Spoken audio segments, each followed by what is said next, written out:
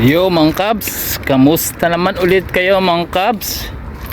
Ito ako galing sa bahay ng mga kaibigan. Tayo naki-celebrate ng isang batawag dito, despedida. Kasi yung isang ibang lahi natin na kasama sa trabaho ay magbabakasyon ngayon. Kagak kong punta sa kanila o kumain pa-despedida ng araw kasi magbabakasyon siya. Hindi naman totally bakasyon mga Cubs, magpapa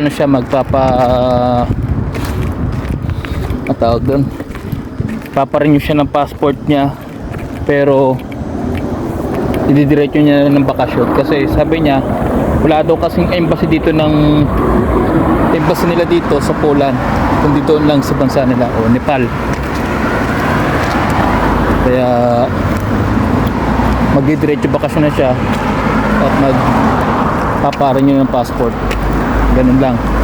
Oo nga pala mga Cubs, ang dami nating pag-uusapan natin yung kung bakit maraming nare-refuse na mga kabayan natin na nag-a-apply papunta rito sa Poland pagdating sa visa appearance. Pag-usapan natin yan mga Cubs, kung bakit nga ba, anong nangyari, kung bakit nga ba maraming nare-refuse ng mga kabayan natin pagdating sa visa appearance. Ganito kasi yan mga Cubs, kaya maraming nare-refuse na kababayan natin pagdating sa visa appearance. Ang nakalagay lagi dun sa sinasabi ng konsul ay yung bang may doubt daw yung pagpunta dito sa Poland o may pag-aalinlangan o kung may pinaplano man. Yun ang laging ano ba yun, ang paliwanag ng konsul na nakalagay na dahilan kung bakit nare-refuse ang mga kabayan natin pagdating sa visa appearance. Pero ang totoong katotohanan yan, ang ibig sabihin nun kung bakit nare-refuse ang mga kabayan natin papunta rito sa Poland, kasi ang dami natin sa kabayan naghigpit, ang dami nating kabayan na tumatawid o ginagamit lang yung Poland papunta sa ibang part ng Europe. Katulad nga ng sinabi ko dati mga Cubs, katulad nga ng sinabi ko nga dati sa mga last video ko, yung mga kabayan natin na pagdating dito ginagawa, nagtatagal lang dito ng mga 5 araw, 1 linggo, tapos tumatawid na kagad ng ibang part ng Europe.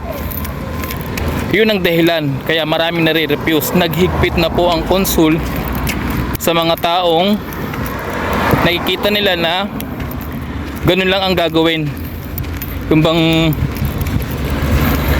gagamitin lang o gagawin lang gagawin lang stepping stone ng Poland para makarating sa ibang part ng Europe, like mga like Paris, yan, mga France. Yun lang ginagawa nila. Kaya ngayon ang konsul o bawat embassy ay naghihigpit na, kasi nga ganun nga mga plano ng ating mga kababayan. Yun nga ang nakikita ng konsul. Kaya yung may papayo ko na lamang Cubs, galingan nyo na lang o gandahan nyo na lang yung cover letter nyo, kasi minsan nakikita ng konsul yun sa cover letter natin. Yung bang inlalagay natin na pinapasa natin, parang sumusulat tayo sa konsul. Kung ano yung cover letter natin, yung parang sumusulat tayo sa konsul. Gandahan nyo na lang o yung i-explain nyo kung bakit, o gandahan nyo, explanation nyo kung bakit kayo pumunta rito sa Poland at anong gagawin nyo, para hindi nila makita kung ano ba yung plano nyo talaga na tumawid sa ibang part ng Europe. Meron naman mga Cubs, yung iba kaya nare-refuse dahil yung sa base na rin sa aming experience, kasi may mga kaibigan din kami bago kami nagpunta rito dati na mag-asawa dito sa Poland. May kaibigan kami na mga na-refuse din. Bali ilan din yun, kaming dalawa lang na mag-asawa at pati anak ko yung nakapasa sa visa appearance noon. Pero yung mga kaibigan namin hindi nakapasa, na-refuse. Ang dahilan nga is yung ganun nga. Kaya nga ang nakalagay doon is yung may doubt nga daw sila o may dahilan sila kung bakit pumupunta sila dito sa Poland para pumunta lang sa kabilang part ng ibang part ng Europe. Ganun nangyari. Kaya minsan kaya naman yung refuse yung iba nga pinapasa na ng resume is walang experience na factory worker na number one need ng sa hindi naman kailangan total experience pero hinahanap na yun ng consul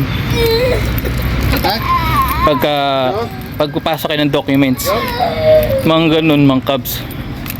Kaya pagka kayo magpapasa ng documents nyo tapos may kasamang resume, lagyan nyo ng experience kahit yung factory worker, kahit yung bang 3 months lang or 6 months na nagtrabaho kayo sa bilang factory worker, kasi tinitingnan din nila yan kung may experience ka sa factory worker. Kasi kung ang trabaho mo dati mga walang kinalaman sa pagiging factory worker, tapos nag-apply ka dito papunta rito sa Poland ng factory worker,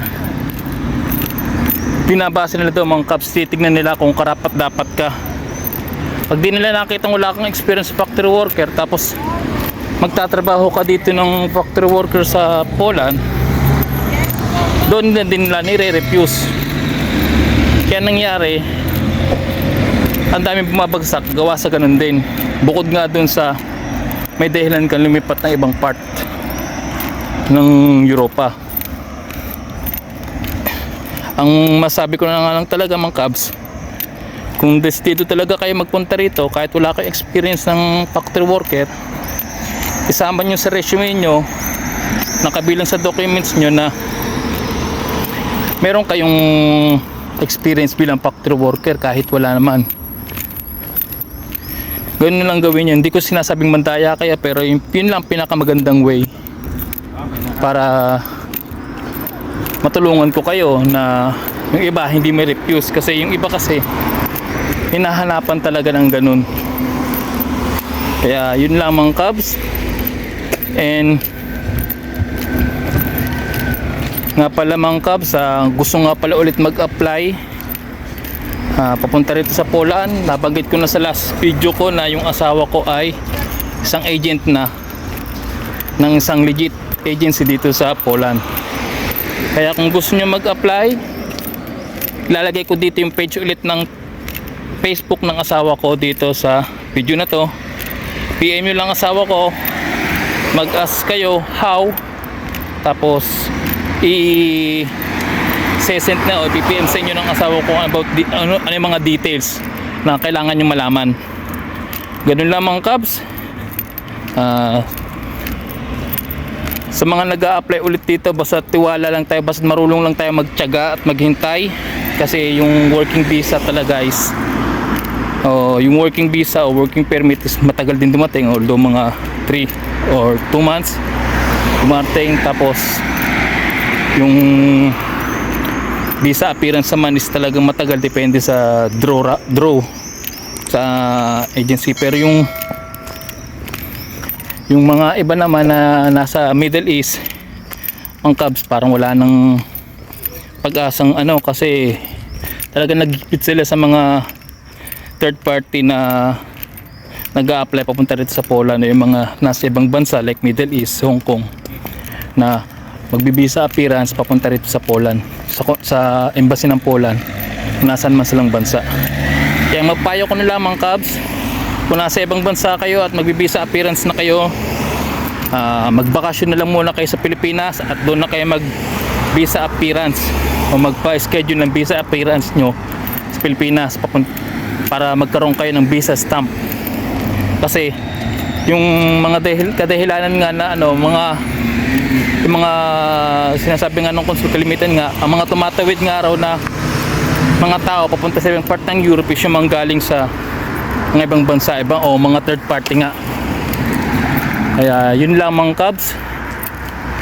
Kung nasa Saudi kayo, Kuwait, Qatar, o saan part man kayo ng bansa, magbakasyon na lang muna kayo mga Cubs at doon na lang kayo magpa-schedule ng visa appearance nyo sa Pilipinas. Pero babalik kayo ng bansang pinanggalingan nyo o pinagtatrabahuhan nyo, wag sa Pilipinas kayo magsimulang umalis kasi hihingian kayo ng malaking bayad para sa inyong OEC. Mas malaki kasi yung OEC, mas malaki kasi yung bayad ng papunta rin, mas malaki kasi yung bayad ng OEC sa Pilipinas compared nung manggagaling ka mismo sa pinagtatrabaho mong bansa. Ganun lamang Cubs, bumalik kayo sa pinagtatrabaho nyong bansa at doon kayo magmula ng pagpunta rito. Ganun lamang Cubs. Basta pag nag-apply lang talaga kayo, matuto kayong maghintay, matuto kayong magtiyaga, pasensya, at magdasal sa ating poong may kapal na makakapunta rin kayo dito. Yun lamang Cubs. Basta kung mag-apply kayo, message nyo lang o PM nyo ang asawa ko, ilalagay ko yung FB page niya dito sa video na to. Yun lamang Cubs. Ingat kayo and God bless.